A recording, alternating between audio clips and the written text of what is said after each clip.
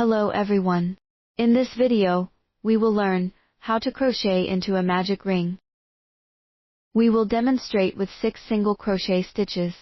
First, insert your hook into the magic ring, yarn over, and pull the yarn through the ring to form a loop. Now you have 2 loops on your hook. Yarn over again, and pull through both loops on the hook. 1 single crochet is done. Let me show you again. Insert the hook into the magic ring, making sure to work over both the ring and the yarn tail. Yarn over, pull the yarn through the ring to form a loop. Yarn over again, and pull through both loops on the hook. Another single crochet is complete. Next, we will crochet 4 more single crochets in the same way.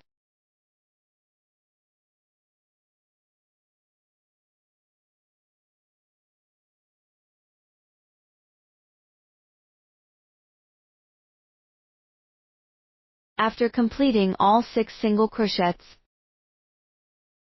pull the yarn tail to tighten the ring. Now you have finished crocheting 6 single crochets into the magic ring. That is all for this video. Enjoy your crocheting time.